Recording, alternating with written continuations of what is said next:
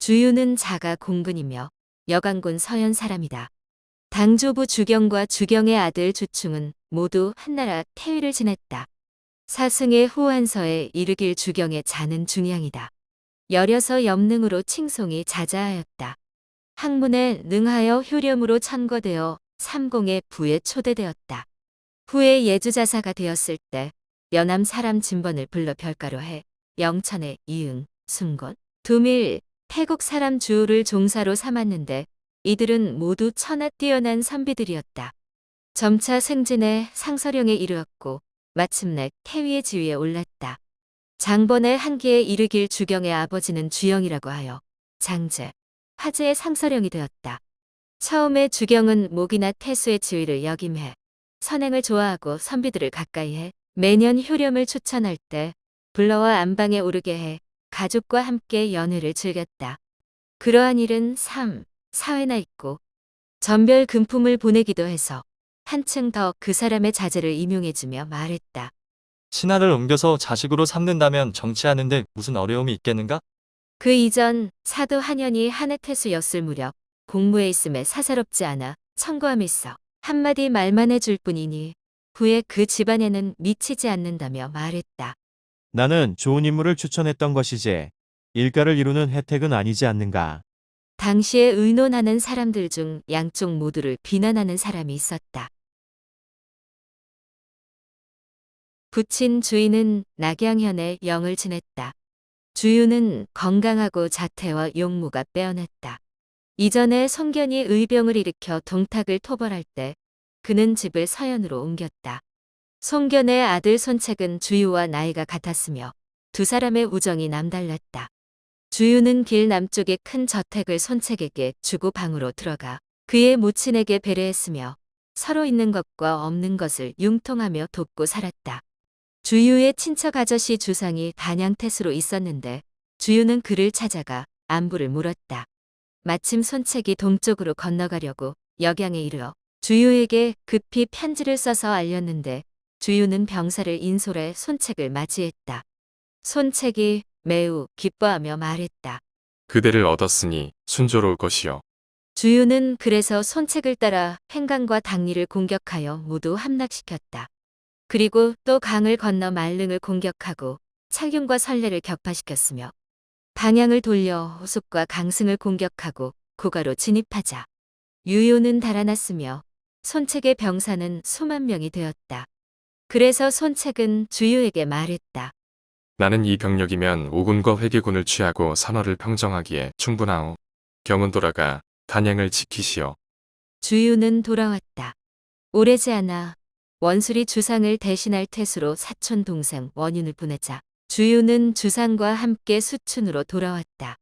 원술은 주유를 부장으로 임용하려 했지만 주유는 원술에게는 끝내 성취할 것이 없음을 보았기 때문에 거소현의 장이 되기를 구하여서 길을 빌려 강동으로 돌아가려고 했으며 원술은 이에 동의했다. 그래서 주유는 거소에서 오로 돌아왔다. 이 해가 건한 3년이다. 손책은 직접 주유를 영접하고 건의 중랑장을 수여하고 즉시 병사 2천과 기마 50匹를 주었다. 강표전에 이르기 손책은 또한 주유에게 악대를 주고 관사를 꾸며줬으며 상으로 내린 것으로 다른 사람과 비할 수 없었다.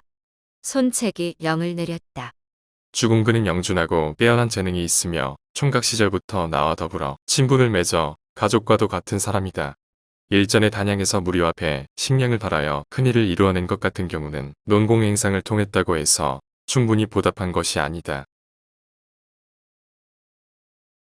주유는 당시 24세였고 오군 사람들은 모두 그를 주랑이라고 불렀다. 주유의 은덕과 신의는 여강에서 빛났다. 손책은 그를 지방으로 내보내 우절을 지키도록 하고 후에 충곡현의 장을 겸임케 했다. 오래지 않아 손책이 형주를 취하려고 할 때 주유를 중호군으로 임명하고 강하태수를 겸임케 했다. 주유는 손책을 따라 한현을 공격하여 함락시켰다. 당시 교공의 두 딸을 포로로 잡았는데 둘 다 나라에서 제일 가는 아름다움이었다. 손책 자신은 대교를 아내로 맞이했고 주유는 소교를 아내로 맞이했다. 강표전에 일으킬 손책이 주유에게 태연하게 장난을 걸며 말했다. 교공의 두 딸은 정처 없이 떠도는 형편이지만 우리 두 명을 남편으로 얻었으니 어찌 기쁘지 않겠는가. 또 주유는 심양으로 진격하여 유훈을 격파했으며 강하를 토벌하고 예장과 여릉을 평정하고 돌아와 파구에 남아서 지켰다. 신송지가 살펴보니 손책은 이때 처음으로 예장과 여릉을 얻었으나 아직 강하는 평정시킬 수 없었다. 이렇게 볼 때 주유가 군대를 주둔시킨 파구는 현재의 파구현에 있어야 되며 후에 그가 죽은 파구와는 다른 곳이다. 건한 5년 손책이 죽자 송권이 일을 맡았다. 주유는 병사를 이끌고 조상하러 갔다가 오에 머물러 중후군으로서 장사 장소와 함께 모든 일을 관장했다. 강표전에서 이르길 조조는 원소를 처부순 후 북방을 통일하고 점차 그 세력을 키워갔다. 건한 7년 조조는 오나라 송권에게 서신을 보내 임자를 보낼 것을 요구했다. 송권은 이 일을 의논하기 위하여 문무백관들을 소집하였다. 장소, 진송 등 여러 사람들은 미적거리며 결정을 못했다. 송권은 아들을 보내지 않고 장수 주유를 홀로 들어오게 하여 어머니 앞에서 논의하여 정하게 했다. 예전에 초나라가 처음 책봉되었을 때 백리의 땅도 안 되었습니다. 후계자가 현명하고 유능하여 영토를 넓히고 경계 지역을 개척해 마침내 형과 양으로부터 남해까지의 지역을 점거대업을 전하여 복을 이어가기를 900년이 되었습니다. 지금 장군은 아버지와 형님이 남겨준 미천을 이어받아 6개 군의 무리를 아우르게 되어 군사는 날카롭고 양식은 많으며 장수와 병사는 명령에 복종하고 있고 산에서 동을 주조하고 바다를 끓여서 소금을 만들어 경계지역 안에서는 부유하고 풍요로우니 민심이 안정되어 사람들은 난을 생각하지 않고 있으며 교통이 편리하여 배를 타고 나가면 아침에 출발하여 저녁에 돌아올 수 있으니 우리들의 군대는 강하고 용맹하여 가는 곳마다 적이 없을 것인데 무슨 핍박이 있어서 인질을 보내려 하십니까? 인질이 한번 들어가면 조씨와는 서로 머리와 꼬리가 되지 않을 수 없고 더불어 서로 머리와 꼬리가 되면 곧 부르는 명령에 가지 않을 수 없고 이와 같이 하면 즉 남에게 통제를 받게 되는 것입니다. 지극히 대접받는다 하여도 일개 제후의 인수를 주고 종복 10여 명과 수레는 몇 승 그리고 말은 몇 필에 불과한데 어찌 더불어 임금이 되어 짐이라 칭하는 것과 같을 수 있겠습니까? 보내지 않는 것만 못하니 서서히 그 변화를 관찰하십시오.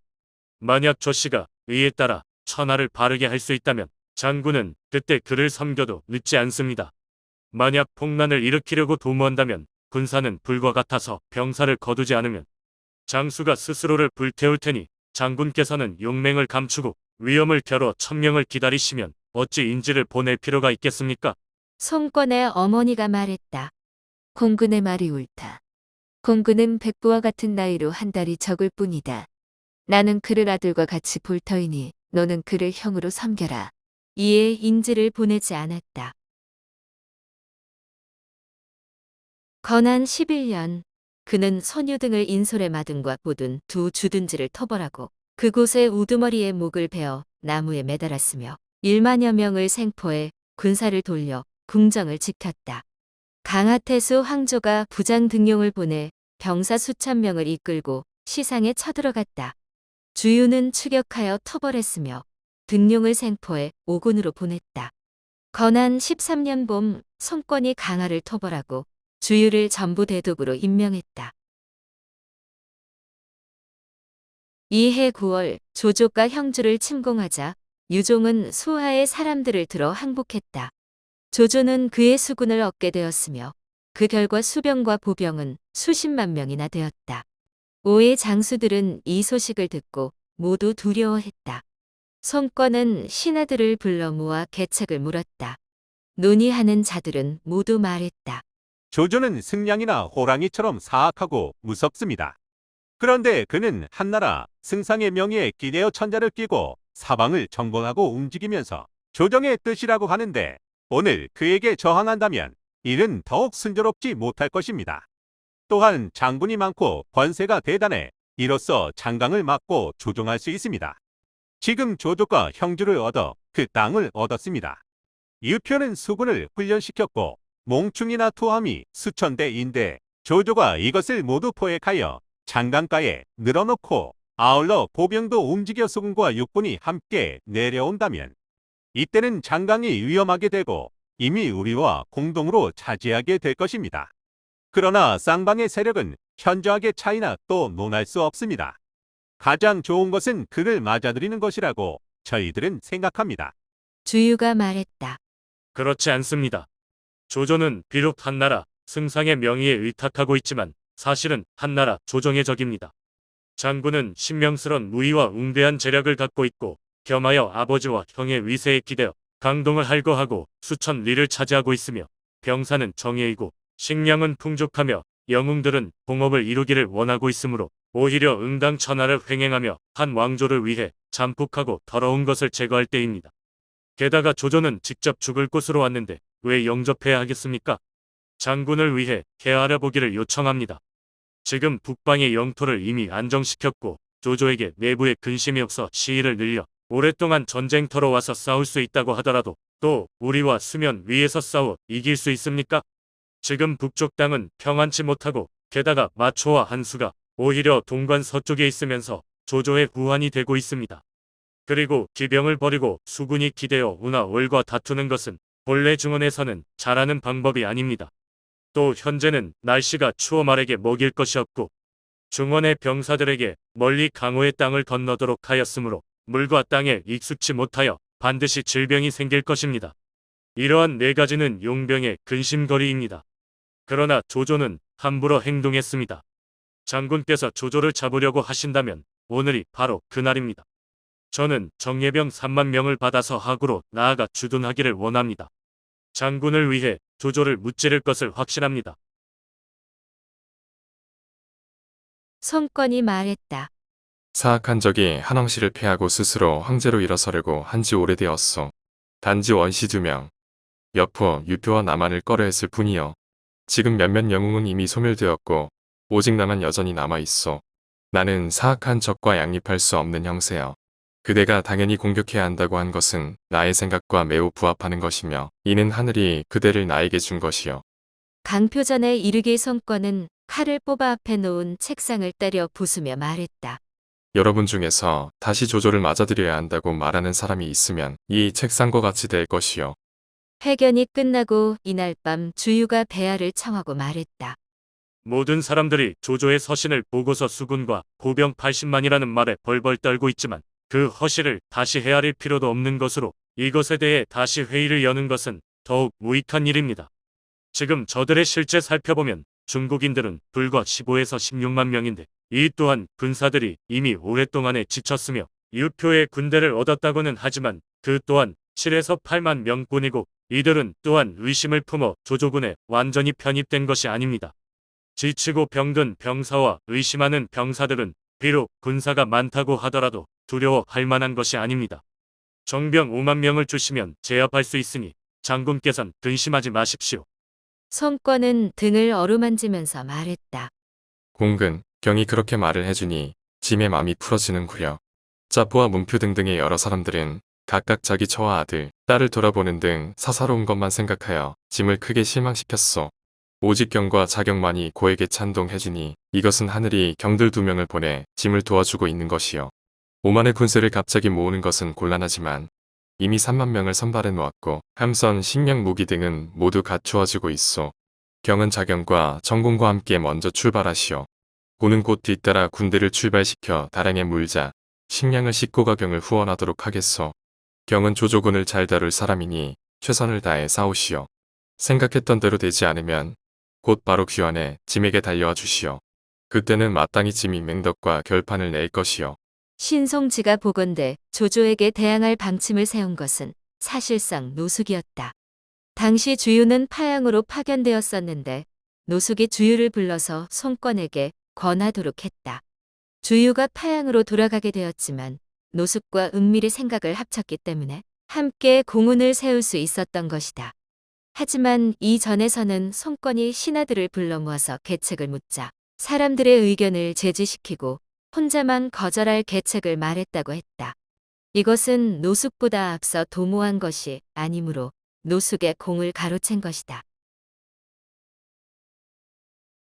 이때 유비는 조조에게 격파되어 병사들을 이끌고 남쪽으로 강을 건너려고 생각하였는데 단양에서 노숙과 만나 함께 상의하고 계획하여 나아가 하구에 주둔해 제갈량을 파견하여 송권을 아련케 했다. 송권은 곧 주유와 정보 등을 파견해 유비와 힘을 합쳐 조조에게 대항하게 했다. 두 군대는 적벽에서 만났다. 당시 조조의 병사들은 이미 질병에 걸려 있어 처음 한 차례 싸움에서 조조의 군대는 폐해 장강 북쪽에 주둔했다. 주유 등은 남쪽 해안가에 있었다. 주유의 부장 황계가 말했다.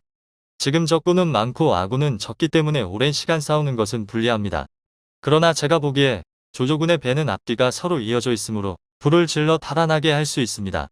그래서 주유는 몽충과 투함 수십 척을 취해 풀을 가득 싣고 그 가운데 기름을 부어 휘장을 씌우고 위에 대장기를 세웠다. 그리고 먼저 편지를 써서 조조에게 거짓으로 항복한다고 알렸다. 강표전에 기재된 황계가 조조에게 보낸 편지에 이르길. 저 황계는 소시에 두터운 은혜를 입었으며 언제나 장수를 맡았고 받은 예우는 얇지 않습니다. 그러나 돌아보면 천하가 이루어질 때에는 큰 형세가 있어야만 하고 강동은 육군과 산월 사람들로 중국의 100만 병력을 감당한다는 것이 중과 부적임은 천하가 모두 보고 있는 것입니다. 동방의 부장들도 어리석든 어질든 간에 모두 불가능한 줄 알고 있습니다. 단지 주유와 노숙만이 편협되고 생각이 어리석어 이해하지 못하고 있을 뿐입니다. 오늘 귀순하여 의탁하려는 것은 현실을 헤아린 것입니다. 주유가 이끄는 군대는 쉽게 무너뜨릴 수 있습니다. 제가 선봉이 된다면 정세를 보고 정확하게 판단하여 목숨을 기꺼이 바치겠습니다. 조조는 황계의 사자를 특별히 만나 자세히 묻고 친히 말했다. 너희들이 속일까 두렵다. 황계가 만일 믿을 만하다면 당연히 앞뒤를 뛰어넘는 자기와 상을 받게 될 것이다. 또 날랜 배를 미리 준비하여 각각 큰 배의 뒤에 메고 순서대로 함께 전진했다. 조조군의 관리와 병사들은 모두 목을 빼고 바라보며 황계가 투항한다고 말했다. 황계는 여러 배를 풀어 동시에 불을 질렀다. 당시는 바람이 매우 사나웠으므로 해안 위의 진해까지 불길이 번졌다. 순식간에 연기와 불꽃이 하늘 가득 퍼졌고 불에 타 죽거나 익사한 병사와 말의 수는 헤아릴 수 없었다. 조조의 군대는 결국 패하여 군사를 돌려 남군을 지켰다. 강표전에 이르길 싸움의 날 황계는 미리 가벼운 배 10척을 준비해 마른 무럭새와 마른 땔감을 배 한가운데 싣고 생선 기름을 땔감에 붓고 붉은 휘장으로 가린 채 깃발과 용깃발을 배 위에 세웠다. 마침 동남의 바람은 세차게 불었고 그래서 10척을 선두에 세운 채 장강의 한가운데에서 돛을 올렸다. 황계는 불을 손에 들고 장교들에게 말해 병사들에게 소리를 외치게 했다. 항복이다. 조조의 군사들은 모두 진영을 나와 서서 지켜보고 있었다. 조조 군과의 거리가 이리 남짓되었을 때 때를 같이 하고 불을 붙였다. 불은 격렬하고 바람은 세차게 불었고 배들은 화살처럼 미끄러져 들어갔다. 먼지는 날아 하늘을 뒤덮고 북방의 배를 다 태워 울가의 진영까지 연소했다. 주유 등이 경장으로 무장한 정예를 인솔해 적의 후방을 공격하며 북을 치며 진격하였다. 북군은 대개 멸했고 조공은 도망갔다. 유비는 주유 등과 함께 힘을 합쳐 추격했다. 조조는 조인 등을 남겨 강릉을 지키게 하고 자신은 곧장 북쪽으로 달아났다. 주유와 정보는 또 남군으로 진군해 조인과 서로 대치했는데 각 군은 큰 강을 사이에 두고 있었다. 병사들이 아직 싸움을 하기도 전에 오록에 이르길 유비가 주유에게 말했다. 조인이 강릉성을 지키는데 성 안에 양식이 많아 괴로운 재앙이 되기에 충분하오. 만약 장익덕이 1000명을 거느리며 경을 따르고 경이 2000명을 나눠 나에게 추가해줘. 서로 도우며 하수로부터 들어가서 조인의 후미를 끊으면 조인은 내가 들어간 것을 듣고 필시 달아날 것이요. 주유가 2000명을 그에게 더해줬다. 주유는 감령을 일흥으로 보내 공격했다. 조인은 병사와 기병을 나누어 감령을 공격해 포위했다. 감령은 주유에게 위급함을 알렸다.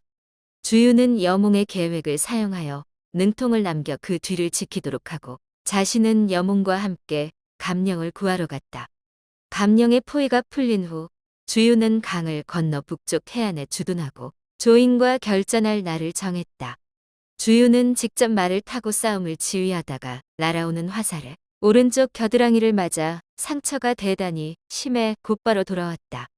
후에 조이는 주유가 일어나지 못하고 누워있다는 소식을 듣고 병사를 이끌고 진영으로 돌아왔다. 그러나 주유는 직접 일어나서 군영을 시찰하고 관리와 병사들을 격려했다. 조이는 이 때문에 후퇴했다. 송권은 주유를 편장군으로 제수하고 남군 태수를 겸임토록 했다. 하준, 한창, 유양, 주릉을 그의 봉읍으로 삼게 하고 강릉에 주둔하여 지키도록 했다. 유비는 좌장군의 신분으로 형주목을 겸임하고 공안에 주둔했다. 유비가 수도까지 와서 송권을 아련했을 때 주유가 상소를 올렸다. 유비는 용맹하여 영웅다운 자태를 갖고 있으며 관우와 장비처럼 곰과 호랑이 같은 장수를 끼고 있으므로 틀림없이 오랫동안 몸을 굽혀 다른 사람의 아래에 있을 사람이 아닙니다. 제 생각으로 가장 좋은 방법은 유비를 오군으로 불러놓고 그를 위해 궁전을 성대하게 짓고 미녀와 진귀한 완구를 많이 주어서 그의 눈과 귀를 즐겁게 하고 관우와 장비 이 두 사람을 나누어 각기 한쪽에 배치하고 저 같은 자로 하여금 그들을 지휘하여 싸우게 한다면 대사는 안정될 수 있을 것입니다. 지금 토지를 나눠줘 그들이 기반을 세우는 것을 도와주고 이 세 사람을 모아 함께 변방 땅에 있도록 한다면 아마 교룡이 구름과 비를 얻어 끝내 연못 속에 물건이 안 되는 것과 같이 될 것입니다. 송권은 조조가 북방에 있기 때문에 응당 영웅들을 널리 초빙해야 한다고 생각하고 또 유비를 끝까지 제압하기는 어려울 것이라 보았기에 주유의 건의를 받아들이지 않았다. 이 당시 유장은 익주목에 임명되었는데 밖으로는 장로의 약탈과 침략이 있었다. 주유는 수도로로 가서 송권을 아련해 말했다. 지금 조조는 방금 좌절과 고통을 당하여 마침 마음속으로 걱정하고 있으므로 아직은 장군과 병사를 이어서 서로 싸우는 일은 할 수 없습니다. 저는 분이 장군과 함께 촉을 취하러 나가기를 원합니다. 촉을 얻고 장로를 병합한 후에 분이 장군을 남겨 그 땅을 단단히 지키도록 한다면 마초와 동맹관계를 맺을 수 있을 것입니다. 저 주유는 도라와 장군과 함께 양양을 점거하여 조조를 추격한다면 북방도 도모할 수 있습니다. 송권은 주유의 의견에 동의했다. 그러나 주유는 강릉으로 돌아와 행장 준비를 하고 파구를 지날 때 병사했다. 신배송지가 보건대 주유가 촉을 취하려 들어 강릉으로 돌아와 험하게 다스리다 이곳에서 죽은 바 지금의 파란과 장소가 맞으며 앞서 파구를 지날 때 것과는 이름이 같을 뿐 장소는 다르다. 당시 그의 나이 36세였다. 송권은 소복을 입고 애도했는데 주위 사람들을 감동시켰다. 주유의 영구가 오나라로 돌아오자 송권은 또 무호로 가서 맞이했으며 모든 비용을 일체 공급했다. 후에 영을 내렸다. 고인이 된 장군 주유와 정보의 집안에 있는 손님들에게는 부세와 요역을 묻지 말라.